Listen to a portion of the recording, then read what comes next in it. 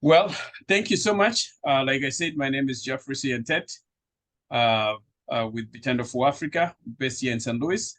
We run an organization that works with immigrants and refugees, connecting them resources and opportunity. The business we've been doing for the last 13 years. And we're so honored to always invite different speakers in the program that we call Meet the Author Book Series. And today we are lucky to have Tinuke Fawole, who is our speaker tonight. And we'll be discussing about, among many other books she has written. The book tonight is The Immigration Gap. I will just go ahead and share a little bit about our speaker tonight.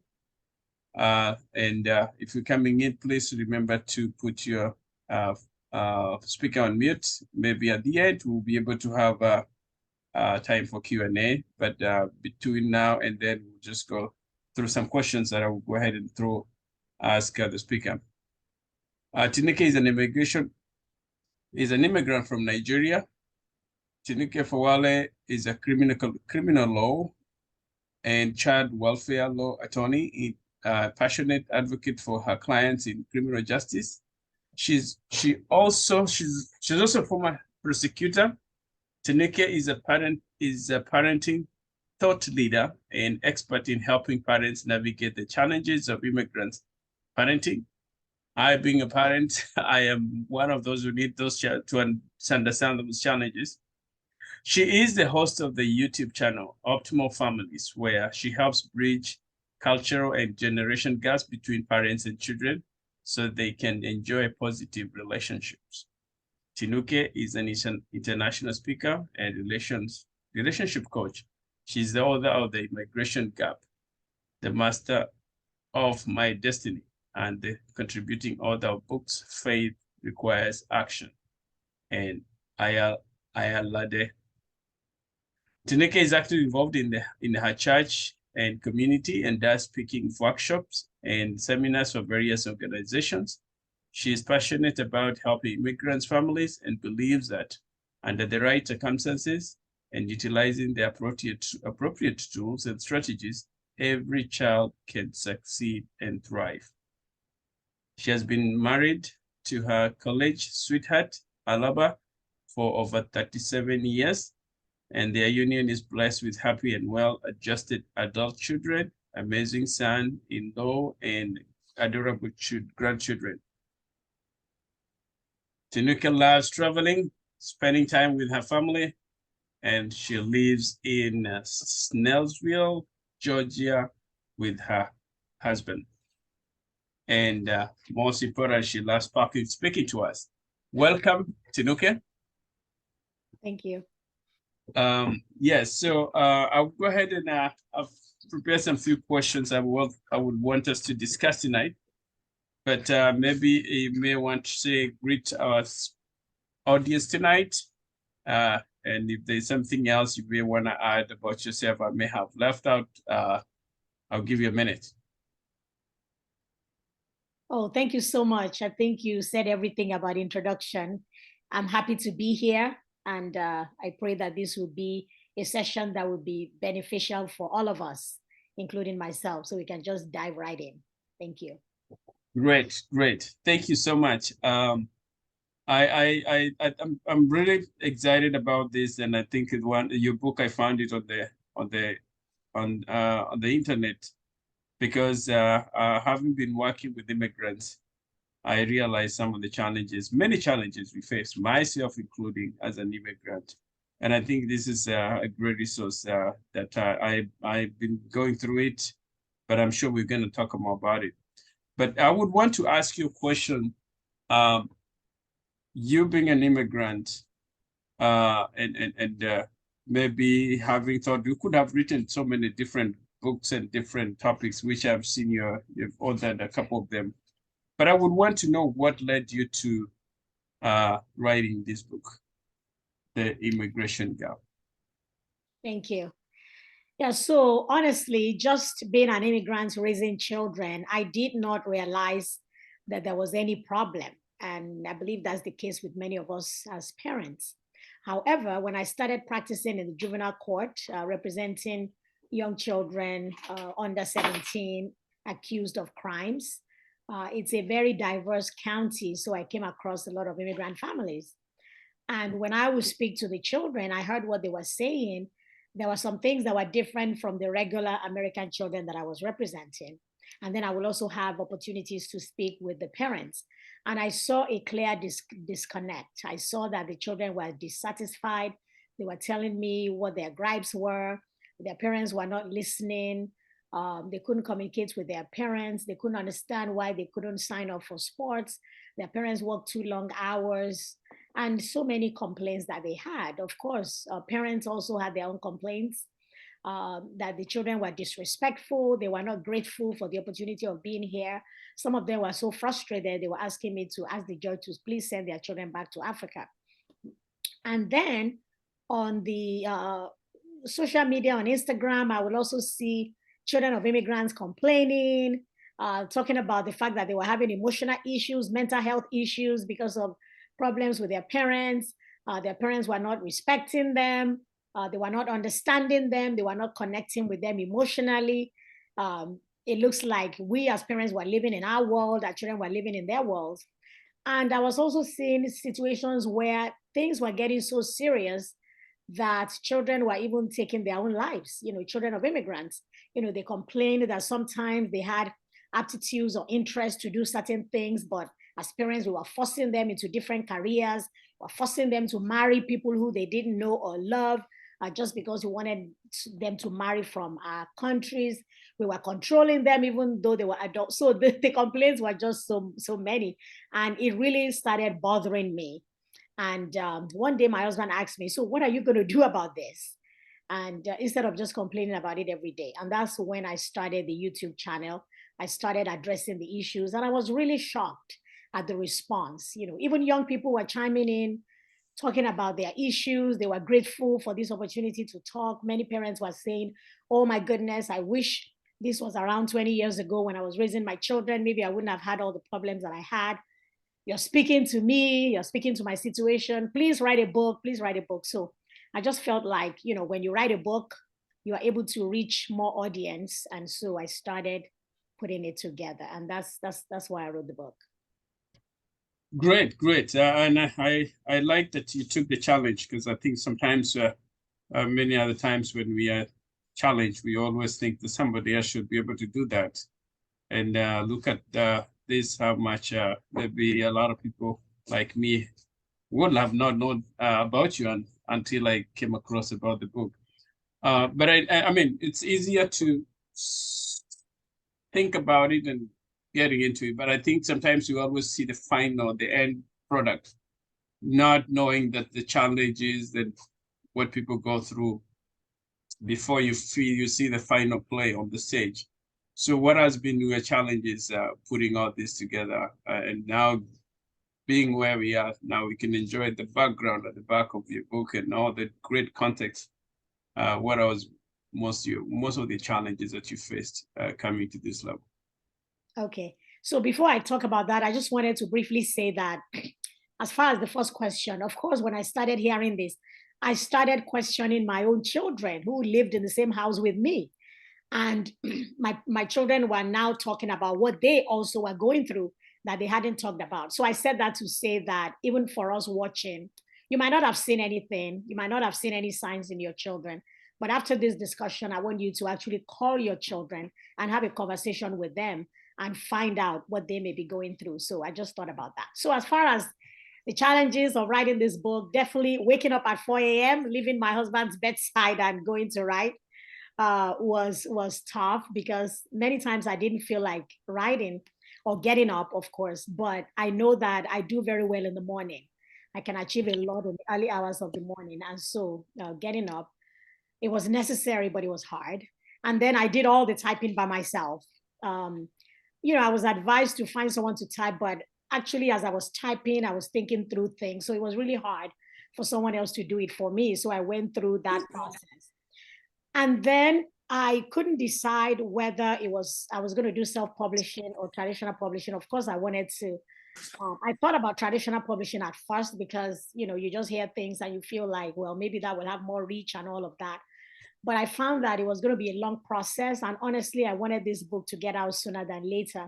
So I decided for self-publishing. But of course, for you to have a good book that you self-publish, you must have a team in place. So we may be able to talk about the process, but those were just the challenges that I had, gathering the team together. And of course, the expense.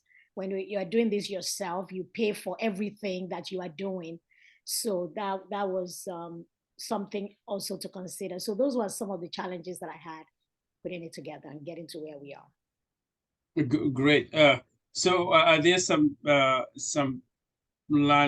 lessons you learned? Maybe if I'm thinking of writing a book, and I don't have to go through the struggle that you went through.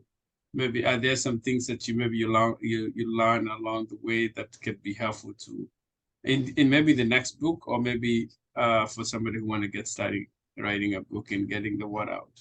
Yes, yes. So if you have a book in you and you have ideas, just begin to write. Even if it's 30 minutes a day, commit to it. I think research shows that only 3% of people who desire to write a book actually do. So a lot of people have ideas in their heads, but they never do it. But I think a very, very important way and a practical way is to live out, think about what 30 minutes you have, whether at the beginning of your day or end of your day or during lunchtime or whatever. Commit to write every day and actually do it, no matter how small it is. And you may need a coach. I actually got a coaching company to help me. I did the writing, but as far as marketing, I learned a lot that I didn't know with my first book, when I actually got a coach to be able to help me through it. But, I've gone through it. I'm here. There's advice that I can give. And part of it is that even after you finish writing your manuscript, it's good to get an editor. Many of us Africans are from English speaking countries and we feel that we know how to write. But getting an editor is something that is very important, especially if you want to produce a good book. I wanted to publish a standard book that would look as if, it was published by, the great publishing companies that we had. If you're going to do it on your own, there's work for you to do. So getting an editor to make sure that there are no mistakes as far as grammar, syntax, and all of that is good. You also would need to get someone to do the back cover and the interior formatting. And I'm saying if you want to write a good book, a professional looking book, you need to go into all that. So putting a team together, if you're going to do it by yourself, it's very important. So those would be some of the things that I would say, but it is doable. Anyone can write. And there are so many methods. Some people talk about ghost writers.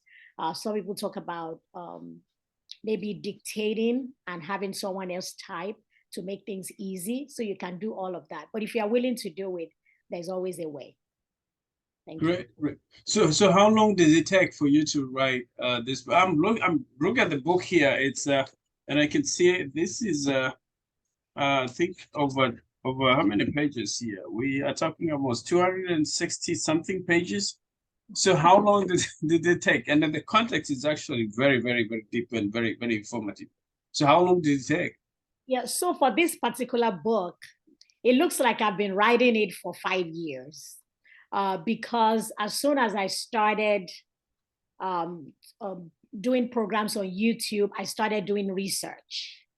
And so when it was time to actually put pen to paper, get on the computer to type, I basically had most of the content. So I was just pulling from all the research that I had done earlier. So as far as actually starting to write the book, it took about a year to actually write it, but the content, I had been developing it for at least the last 5 years. And that's another thing that I'm going to add. If you're trying to write a book, obviously, this book is not just Tinuke's idea. Like I said, I was on social media talking to people. So people were responding, people were giving their own advice. So this book is actually the idea of so many people who have watched the programs and who have contributed. So this is not the voice of one person. This is the voice of a lot of people. And also you cannot write without reading. So it's also based on a lot of books that I've read, a lot of research that I've done. So when you are trying to write a book, as you do your research, begin to write down where your sources are, because at the end of the day, when your book is completed, you want to be able to give credit to wherever you got any information from. So as you are writing, as you are doing research, put them somewhere so that when the book is done, it'll be easy to put your references together. So I'll say a total of about 5 years of getting the content together, and then 1 year of actually putting pen to paper. That's a lot of commitment, I think, and dedication for you to be able to work and put it and never give up. Because I think some people, they will come in when they're doing it in the middle of it, it becomes hard and you quit. And sometimes when there is what you want, there is what you vision from the beginning to the end, and how you want the message to be related. When you mentioned also that you have also been reading, I can tell even when I read, there are some contents from individuals who have written, maybe survey that you have done, people giving you some feedback from the survey. But what was the challenge of now, the biggest part of getting what you have read, what you've experienced, and what you're living in? How hard or how easy was it for you to be able to put all those together? Because it's theoretically what we read, but then the practical part of it becomes a little bit a challenge, especially when you're trying to live in by living with that example. This is what the theory says. This is what I believe in myself. I mean, how were you able to put it together and be able to articulate in the book? Well, I give credit to wherever I got ideas from. And even when I interviewed people, I also gave the ideas there. And many of it were also, experiences that I went through. I was very vulnerable in the book with, positive things that happened even in my own family and negative things that happened, because that is the way that you can really connect with people when they know that, these things are really true. So the book has a lot of stories, both my own stories and stories that other people told me. And so putting everything together, it just took time to be able to compile everything together. But I think it was just easier because I'd been doing the topics. And so when I was ready to type, I might take a video, take maybe a lecture that I'd given somewhere, and maybe a survey that I'd done. I divided them into different categories, and then I put it together that way. So just organizing all the information, if that answers your question. Okay, yeah, it does. It does. So I may want to ask one thing from the book, and maybe that you can be able to share related to what we were just maybe talking about last week. And I think that will be, maybe you can share a little bit about some briefly about it, and then it'll give me or other people reason to go back and get the details into the book. And I think this is a question about raising our immigrant kids in US to be successful. We all want our kids to be successful. We want them to be strong-willed and resilient, so that they can be able to be strong enough to face the world. So what would be, I'll put it this way: raising strong-willed and resilient children has been the biggest challenge in our current times. What can parents do to succeed in this area? Okay, so I actually went to look up the definition of resilience, and I have a few here.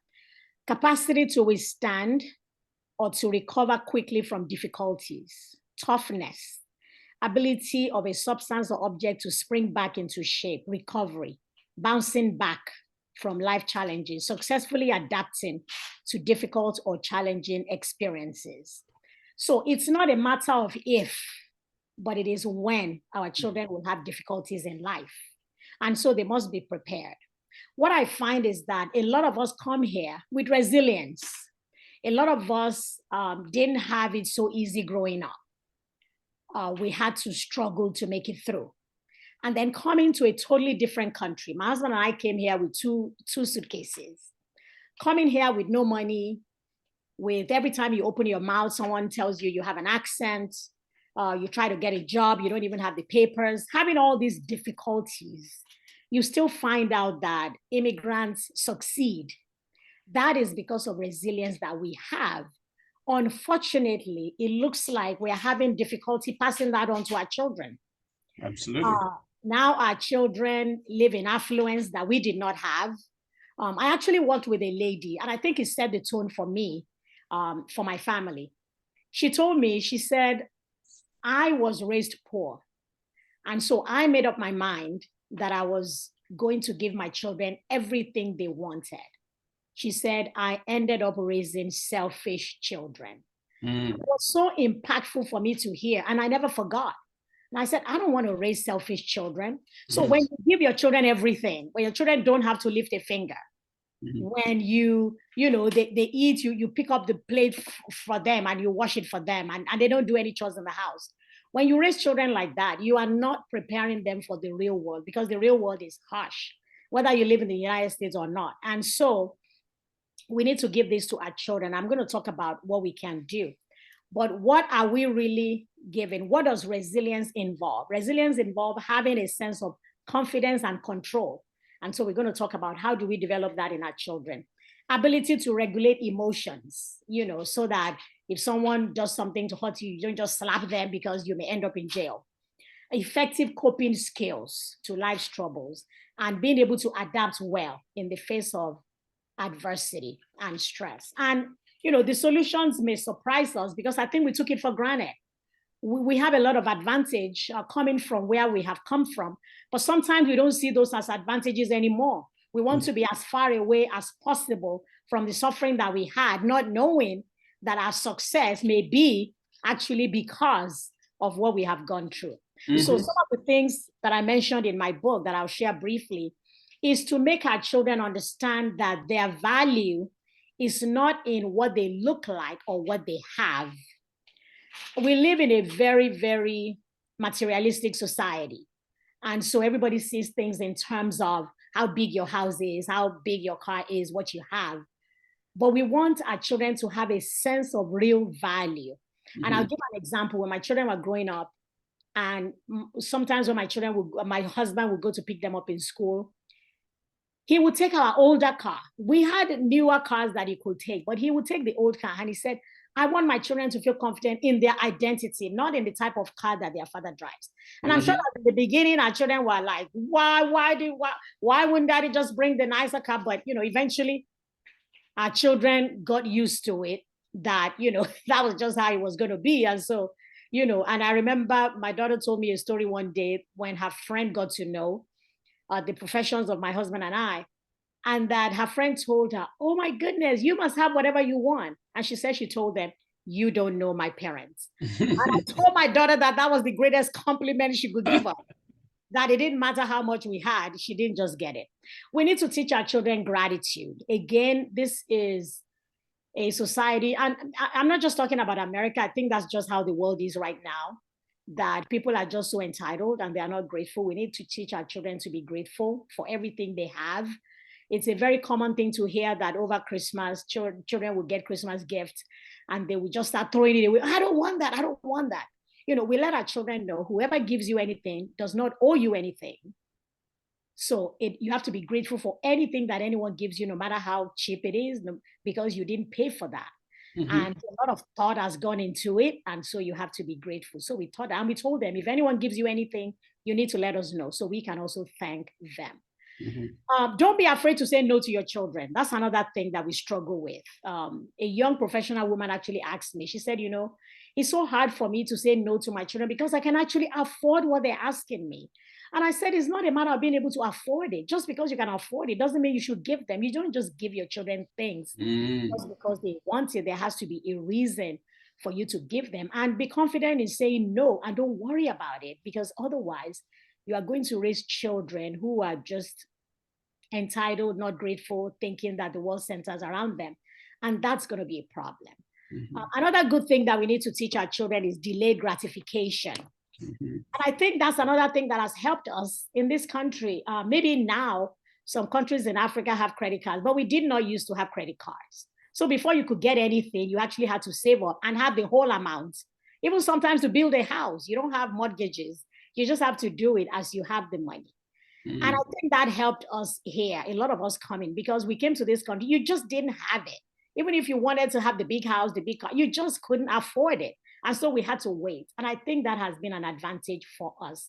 Let's not deny our children that gift of delayed gratification. Let them wait for things. Strong work ethic, that pays off anywhere. You know, if you have a chance to watch videos or read books about people like Warren Buffett, you know, all these rich people here, they actually put in a lot of hard work. And if we don't allow our children to work hard, we are denying them the elements of success, and they might not achieve the success. In fact, that's a story for another day. Immigrant paradox. Our children of immigrants are turning out not to be as successful as their parents because of this same reason of, you know, just not having the strong work ethic and the other things that we have. So let your children do chores in the home. Let them sweep the floor. Let them mop the floor. Let them wash dishes.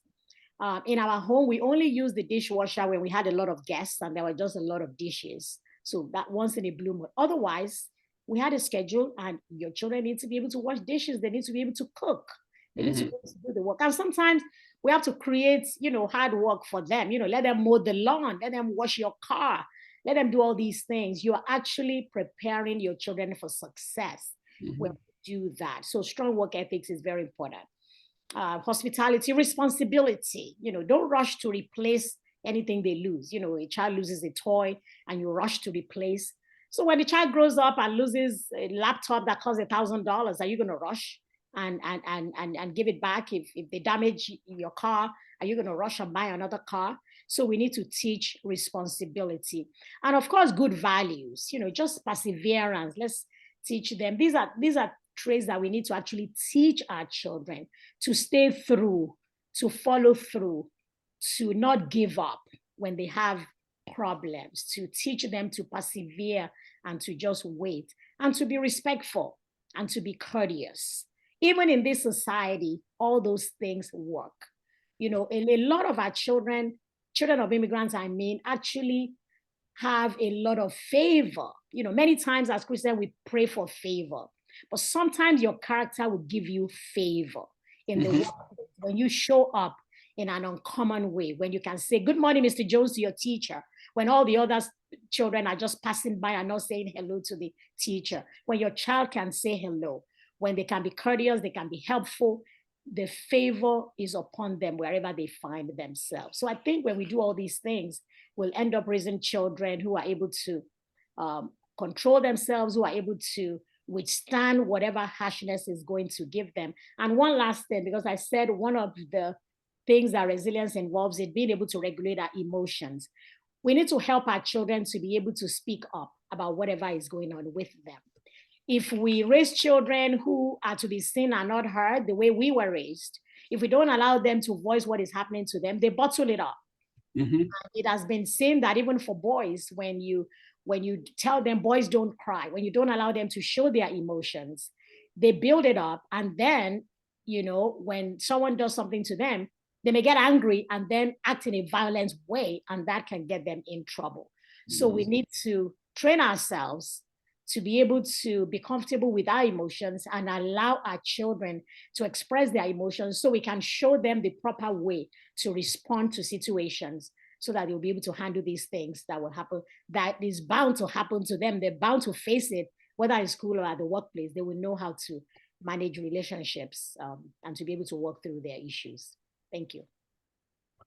Wow. That is really, really impactful. Very, very helpful. I hear gratitude. Don't be afraid to say no.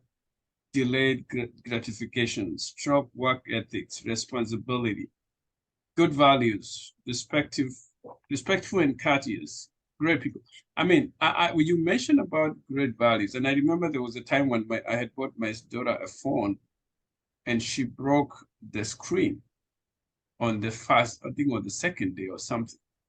I know it was an accident, but I was like, for me, I was like, can we fix it? Yeah, we're gonna fix it, but you have to wait a few days.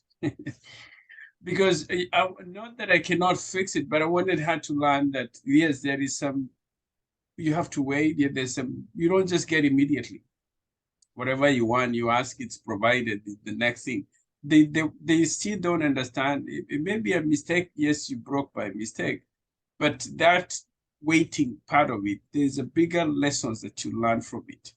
And then the other day, I was just watching a video, and then somebody said there was this, the way you go on the plane, the kid want to, there was a guy on the window, and then the mother and the kid were on this side, and the mother would ask the guy on the other side, oh, you know, my daughter likes to stand next to the window. Do you mind if we switch? And the guy said, I would love to do that. But there is also another thing I would want your daughter to learn, that they should not be getting everything they want, because the world out there it's not like that.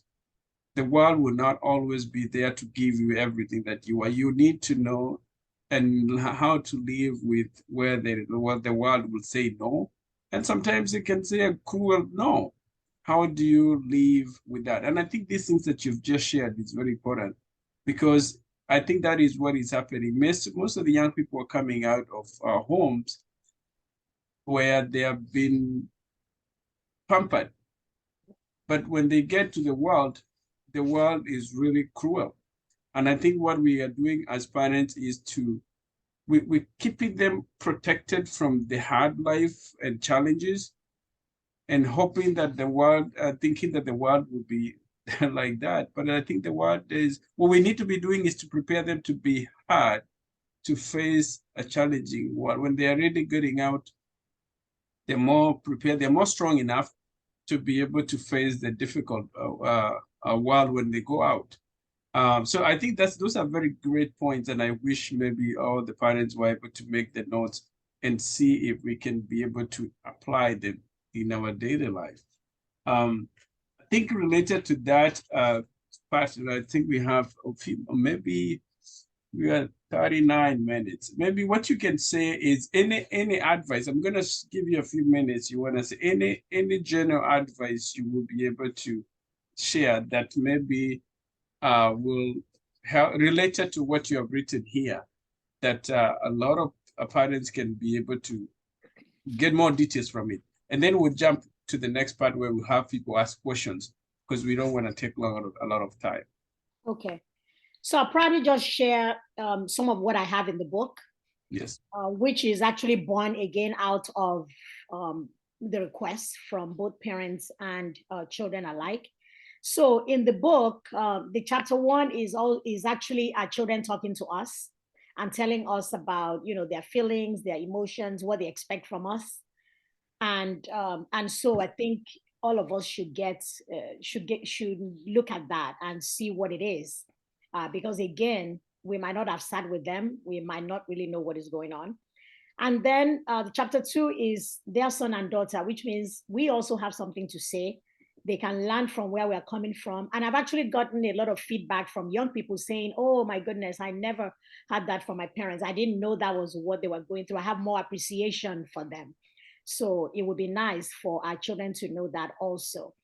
There's a chapter about being able to direct our children and channel them well regarding their professions, rather than just having some preconceived ideas of what we want them to be, that it is actually the most important work of a parent to be able to know your own child. That means you will have watched them, you know their aptitudes, you know your child, you know their abilities, you know what they can do. And so we should channel them in that area. Of course, we should always crave for excellence, but excellence is not only in certain courses. You can be excellent in whatever you do. So we need to pay attention to that.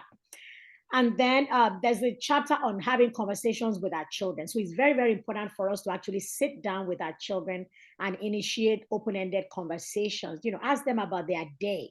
You know, not how are you doing or how was your day? Tell me, well, did anything happen in school today that made you happy? Did anything make you sad? Ask questions in such a way that your children will respond to you. And no matter how many children we have, we need to have time to have that conversation with them. There's a chapter here on sex. You know, as a people, we have expectations of how we want our children to behave. But at the same time, we are very shy in discussing the topic. So if you are wondering, how do I approach this subject, you will get it in this chapter, because it's a topic and something that has to be talked about. Also, our children's mental health. You know, our children talk about us not being vulnerable in admitting our fault. Some people say they've never heard their parents apologize, you know, say, I'm sorry. Some have never heard their parents say, I love you. I know that we love our children, but there's a saying that says, when you're in Rome, act like the Romans. So if your child, and another thing for us to know that we don't have the same experience as our children. When we were growing up, we grew up in a society where our home aligned with our society, with the neighbors, with everything. Here, our children are having to deal with different things. They're African in the home, African food, African clothing, African mindset, African everything. Once they get out of the door, is American everything else.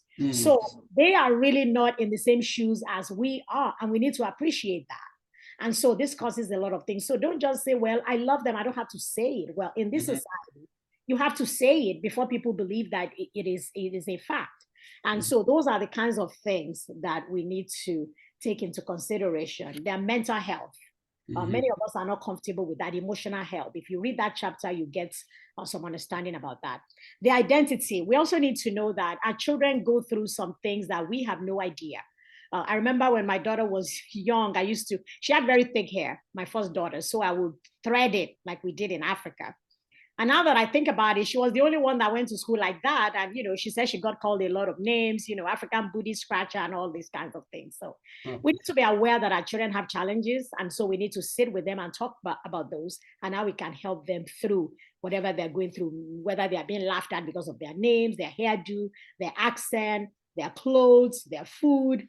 We need to talk to them and support them in that area. There's a chapter on discipline. Because I said so is not the right answer. Here, you need to be able to explain to your children why you do what you do. As a matter of fact, when your children are old enough to a certain age, you need to be able to sit down together and create the rules together. And they are more apt to follow if they know the origin of it and why you're asking them not to do what they have to do. Will your God be their God? There's a chapter on our faith. How can we pass our faith on to our children? What can we do so that when they leave our homes, they keep believing in God, they keep serving God? And I think that is very important to us, people of faith. And there's a chapter about that. And of course, how to relate to adult children so that they don't feel that we are controlling them. There's a chapter on those. And how not to raise an entitled child. You don't want to raise a child who is selfish, who has been used to getting, that they are not even able to give back to their parents or to anyone else who needs them. I talk about the importance of fathers in the home. You know, if we have the opportunity of having fathers in the home, there's nothing like that. I know that there are unfortunate situations, whether due to death or divorce or something like that, that the father is not there. But if the father is still alive, try as much as possible to let fathers be involved in the children's lives, because a mother will never be able to replace a dad. And so a trend that I see now that is going on that is very disturbing is sometimes when fathers are not even allowed to be a part of the picture, or when fathers give up. And I've had fathers say, oh, my children would know me when they grow up. Well, if you are not there to change the diapers, if you are not there, your shoulders weren't there for them to cry on when they needed help, you are not there to help them clean their knees when they fell, they can't just show up later on and say you are their father. So fathers must be involved. And fathers are not just there to punish and to say, don't do this. Fathers can also be nurturing. Our Heavenly Father is compassionate. And so earthly fathers can also be nurturing and loving, and you can cry with your children. There's nothing wrong with that. And also, I think the last chapter is the fact that our relationship with our partners, whether you're married to the father or mother of your children or not, the relationship that you have with each other, how you treat each other affects the development of your children, and we need to pay attention to that. So that basically summarizes everything that's in the book. So I think that's a good closing. I'm listening when you're reading, and I'm just going through the chapters, and I'm like, you've really mastered your book like like this, and you can say everything. But I think it's good for people to get into the details. There's so many things I could see here, even you mentioning about why it was important for Obama to be able to connect to his heritage that helped him climb to his presidency. and how it is important for our kids even to be able to connect with their roots and where they come, which means our role as parents is actually to give them that opportunity.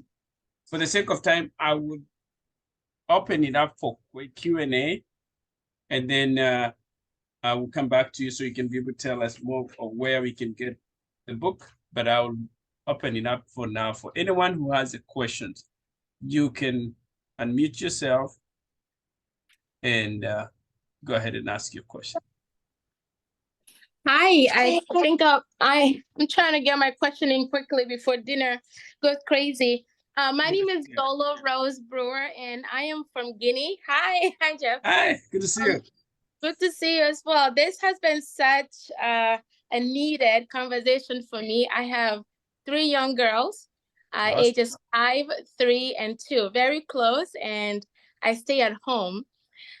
So one of the things that you mentioned is that this idea of, because I heard of the term generational trauma, and as I raise my children, I see some of those things coming up. You know, I'm quick to anger, I've tried the gentle parenting, and that is not working. Gentle parenting is definitely not working. So I don't know, for the younger parents who have younger children, you talked about resilience. How do you start that at an early age, you know? So that's been something that I'm struggling with. And definitely the nose, we're working really hard on the nose, because I do want them to know, like you said, that you have to earn everything in life. Things don't just come to you. Even if things get to you, you have to work hard at maintaining it. So if you could just give some advice for young mothers like myself who are staying at home, and the frustration of being home and also raising kids that are so close to, close in age. Thank you. Thank you so much, Rose. So first of all, I want to say that you're in a very, very good place. Because people tell me, I wish I had this knowledge 20 years ago. You are just precisely where you need the knowledge, and now you have the knowledge. So first of all, you talked about generational trauma. So the first thing I'm going to tell you is that please get therapy for yourself. Very, very critical. Otherwise, unknowingly, you're going to pass on whatever it is that you received growing up. So that's the first thing for you to do. And get this book. Do you have your copy yet? No, this is my, I'm definitely getting a copy. Okay. Jeffrey will put the link in the book. Yes. I could give you a lot of that, but it's really, there's a chapter, you're talking about saying no, about discipline. There's a chapter on discipline. And, this is just for everyone. I had a life before I wrote this book. I'm going to have a life after. My life or my income is not dependent on writing this book. I wrote this book out of passion. I want the trajectory of immigrant families to change. I don't want our children all over social media talking about how they are suffering. Okay, so this book, like I said, is not just my words, it's the words of a lot of people, and also inspired by God. Get the book, you stay home, give time for yourself to read. There's a part there about self-care. So you need to, like I said, get therapy, take care of yourself, make sure you're in a good place. Otherwise, if you're not taking care of yourself, you're forever screaming at your children over things that you shouldn't even scream at them at. So get therapy, take care of yourself, make sure that you are giving yourself what you need. And then you can read, in the book as to how you need to develop these things in your children. But you're in a very, very good place. If you start now, you'll be amazed at the kind of children that you will raise. I can promise you that. Oh, thank you. Follow the steps, okay? Okay, thank you so much. I appreciate the insight. Great. Yeah, that's a good question. Dolo, you're also doing a good job in following up on Facebook and social media. I really admire the way that you have invested in those kids. I think Tinuke has mentioned in the book also, it's very critical for the age between that very early age, maybe up to 12 years. What happened between that 0 age to around 12 years? And mostly they say up to 6 years, actually. It's very critical because it forms the future of the child. The personality is formed at that early age. So I think I'm glad that you're on the right time. I wish I had this book 15, 16 years ago. Any other question? Go ahead and unmute yourself.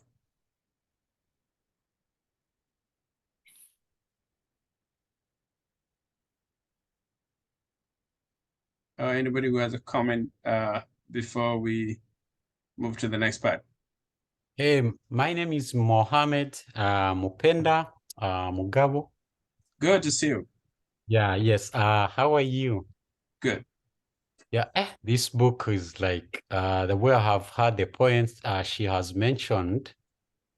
It's like it's the book I'm interested in reading. You should. Yeah, the fact that I have been working on a book, which you remember I interviewed you on.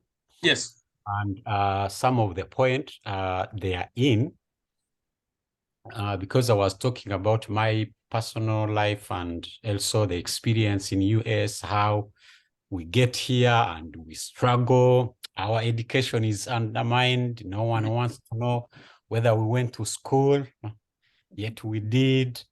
So I want to know if it's possible to read this book and also get in touch with the author to give me more tips, because the book is done, mine, but I haven't been able to publish it.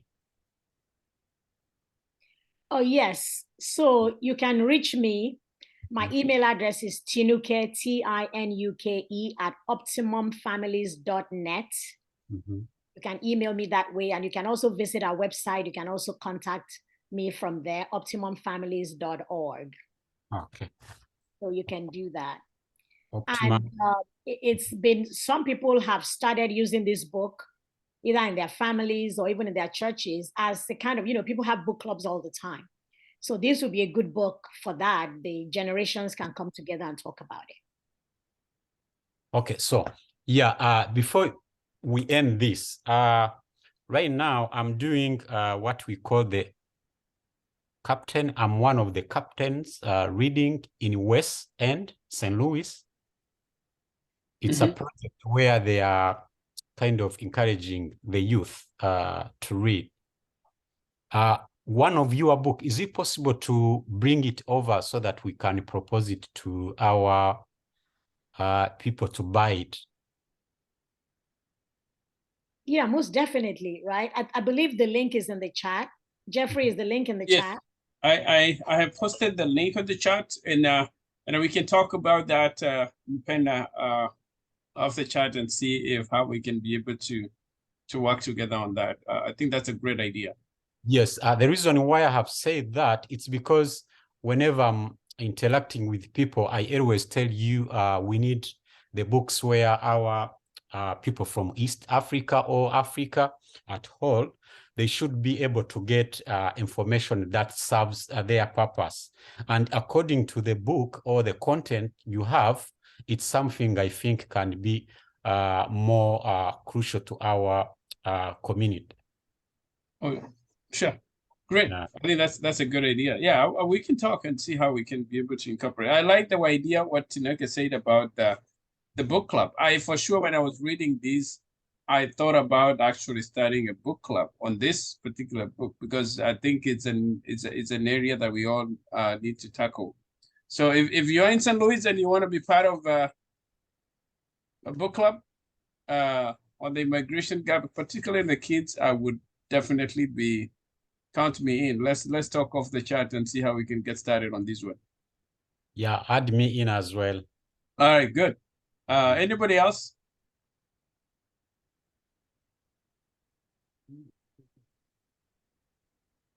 Anybody with a question or a comment? I wanted to keep on time. Yeah, we just keep a little bit comments. It was this is Michele.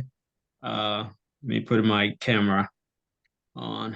All right. Good to see you. Yeah, now we can see you. Yeah, sir. Yeah, this is Michele. I'm here from St. Louis, originally from Eritrea. I'm one of the St. Louis Kunama community navigator. So yeah, we do have a lot of our community that we have so many gaps with our children's, and I can, testimony that I have from children's that, like you was mentioning, that the parents not listening, or sometimes the parents, they don't have emotional intelligence to, they don't have how to express their feeling. Parents just keep all the emotions inside, and when the kids come and say something, they already like explode, you know. So they were like, they wish there's somebody who can teach those parents how to, you know, let things go before they like explode to their kids.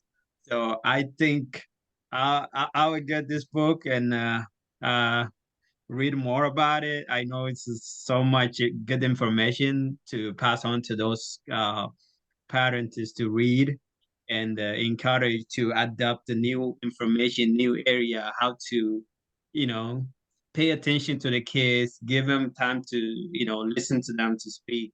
All that. This has a great effect on our children. So it's a great book. Thank you. I appreciate it for putting all the energy and time to put into this book and share with us. Appreciate it. Thank you, Jeffrey, as well. No, I appreciate it. That's a good comment. I think maybe I would want to say that in this book, it helps for the parents, it helps you to connect emotionally. I like what Michaela said, but it helps you to connect emotionally with your children so you become their trusted confidant. What you say to your children, to your teenagers, so he or she can confidently say no to sex and drugs. And also, you know, how not to raise an entitled child and what to do if you already have one. You also learn how to communicate effectively with your children and enjoy positive relationship with them through adulthood. For the children, I agree, it has a great connect for the kids. They will learn how to own and speak the truth, pursue the career of their dreams and passion, and have your parents' support and blessings. They also know how to show up in their full identity and experience transformation in their professional life and relationship. They also know how to free themselves from parents' control over their life without feeling guilty. I mean, it's a great resource. I think there is a question there. Maybe this could be the last one. It says, how do you balance the issue of children having respect to people even when we teach them to be bold, to speak out and express themselves? I have seen many children that are so disrespectful. They can talk to anyone, anyhow, under the umbrella that they are free to air their minds. How do you respond to that, Tinuke, if you have a minute? Yeah, I mean, that's something that you also have to teach. That's the advantage that people like Rose have. If you haven't done your work as a parent and you have a teenager who is disrespectful, then there are ways to deal with that. You have to acknowledge to your child that you were wrong, because honestly, if you raise a child in this country and that child comes out of your home and is disrespectful outside, that has something to do with what you did, or maybe what you did not do due to ignorance. So when we gain new knowledge, you know, we don't have to give up about these children. You call your children together when you have new information. You see, I was wrong. It's powerful when we can accept and acknowledge with our children we were wrong. I was wrong in doing A, B, and C, in allowing you to even get away, in allowing you to speak to us any way you want. I was wrong, but now I know better. You know, we're not going to continue in that way, but you need to learn the skills. You need to know what to do. There's a chapter in the book about that. If you haven't done it right, and now you want to do it right, what is the process that you follow? And that's with any new information that we get. You know, as you go about life, there are things that you learn. Don't be afraid to bring it to your children and say, you know what, I had it wrong before. Now this is what we're going to do. And there's a way that you can get the cooperation of your children who are now teenagers that they will follow. First of all, they have to see that you are following your own rules. You know, that you are, if you say in this home, we're going to be respectful, they want to see that you are also respectful. That's another thing that children of immigrants say. As parents, we think respect is one way, but respect is actually both ways. Many times our children are disrespectful because we have disrespected them. But in Africa, adults disrespect you and you keep quiet. Here you disrespect a child, they will disrespect you back. So we have to be also respectful. And all these guidance are also in the book. Thank you. That's good. I appreciate that's a good answer. Yeah, I think we have to. You mentioned about it. Most of the speakers on Friday they talked about leading with examples. I mean, the biggest part, the lesson you can give the kids to learn is actually how they see you behave and how you do it. But sometimes you can even talk, but if you do it differently, then the kids will definitely pick up what they see, but not what you're telling them to do. I think we are right on time, and unless there was somebody else, I know. There's a raised hand, but that probably will be the last. Oh, yeah. Arinala, yes, please. Go ahead, Arinala. Hi, Mr. Tinuke. Thank you very much. Friday was amazing. This is super great. As an author, what one lesson do you think we can take away from this? First question. Second is, do you plan to write another book? Those are my two. Thank you very much. Okay, I'll answer the second one first. Yeah, I hope I get to write many books because I still have many books in my head and in my belly. So yes, over time I will. You said one lesson as an author. You mean someone who wants to become an author? Yes. Yeah. One lesson that you would encourage us to take away from this book. Okay. One thing I would say is be ready to read this book with an open mind. There are concepts there that are going to challenge what you've always known and how you've always done things. Be ready to read with an open mind. Be ready to make things right, and be ready to grow and change. You may need to change some things. Be ready to do that. So my counsel would be read with an open mind, be ready to grow, be ready to change, and you'll see transformation. Awesome. Thank you very much. Thank you. Great. I think that's good. And I will say unless maybe I'll give Tinuke the last minute to give. I know you could have part of the closing remark because that was part of my last question that Arinola have asked. But I would say if you have any closing remarks that you want to say or anything, maybe like where we can find this book, where we can find more resources about you. I've shared about the Facebook, the Amazon, and also have shared a little bit about your Facebook channel, which I can tell you I have watched all those videos on your YouTube channel. But any closing remarks, and then if Sebastian is there, I will give you a few minutes at the end just to pass vote of thanks and close. But go ahead, Tinuke. So my closing remarks would be, let us start a movement, hoping that all immigrants, not just Africans, I know that I'm mostly speaking to immigrants today. Let's get the word out, wherever immigrants are that we know. Let's get the word out that, things are different. We need to be responsive to what our children are saying. We want our immigration to be a blessing and not otherwise. We don't want to lose our children to the system. We don't want to lose our children to the criminal justice system. We don't want our children to be alienated from us to the extent that, you have children who don't speak to you, who don't come to visit you. Let's change the trajectory. So let's continue this movement, by inviting people. Part of the way is sharing this book and reading this book. I also did a TEDx talk, which is also about immigrant parenting. On YouTube, if you just put Tinuke Fawole TED Talk, it will come up. And you can also share that so that we all can have this information and we can do better. And like Jeffrey said, our YouTube channel is also at Optimum Families. You can find us on YouTube. It has a lot of resources on parenting and on marriage, because my husband and I are also in family ministry, and we deal with marriages and all of that. So you can find our resources there. You can check out our website, and there's a part to be able to connect with us, to contact us. You can do that. And again, email is tinuke@optimumfamilies.net. Feel free to contact me. Feel free to invite me to, whatever you are doing, wherever you want me to speak. Feel free to invite me, and then we can talk about what that entails.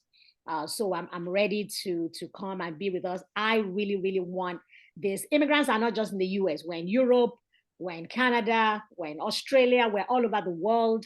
And this is what needs to get out. And immigrants are not only Africans, we have Asians, we have Caribbeans, we have Latinos.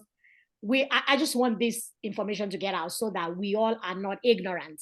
And so we can begin to do things better and our lives can be better. Thank you. Perfect, perfect. You'd rather have information and never use it than be in a situation where you need that information and you don't have the information. So equip and read as much information as you can. Sebastian, you can, yeah, go ahead. Thank you, Geoffrey. Quite awesome. I think the strongest foundational fabric of a society or a community is the smallest unit, which is the family. So the more we invest in the family, the better it will be for our society and for our community. I think we have enough information out there, therefore will not be part of that group that will perish because of lack of knowledge, if you want to go the Bible way, because there's a lot of resources as we have gained from all these people who are ready to share the information, and that's key, ready and willing to share the information.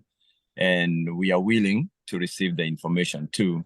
And not only that, but also implement it, because I think the more we implement what we gain from here, the better it is for us, because when we bring the feedbacks, then we make adjustments as we go, because then, you know, it's not every information we receive that will work for you, you know, and I think that's very important to remember, because we are also very different in terms of the dynamics and setups. But the more we have these setups and the more feedbacks we give to the people who give us this information, the better it is in terms of tweaking, because we know we are a changing society and times are changing. And as we continue changing in a society that cannot just be stereotyped as immigrants, the better it will be for us as we continue sharing this information and enhancing this community that we have together that is a little bit unique from everything else. So thank you very much, Tinuke, for making time and also just sharing this information. And for those of us who are also able to attend, let us just give her the feedbacks that we get, the feedbacks that we use. You know, once you read the book and implement something, I think the feedback helps her to move into the next step and give us the next phase of whatever times that we'll be in. Thank you so much. May God bless you. May He give you wisdom. May He continue to give you the knowledge that you can impact society and communities, to impact the globe as a whole. We are a global society where we are right now. Thank you. Amen. Thank you very much, Sebastian. I just wanted to mention something that I forgot. Please put your reviews on Amazon as you read the book. That helps people to know about the book and know that, and even Amazon itself to be able to present the book more, seeing what people are saying. So please, when you buy the book and you read it, please leave a review. 2, 3 sentences will do. Thank you very much. Thank you. Thank you. And I think maybe to relate to that is when you buy the book, also share. Just share with on the social media that you got the book. It's a good way to get the word out and help the message reach out to as many people as possible.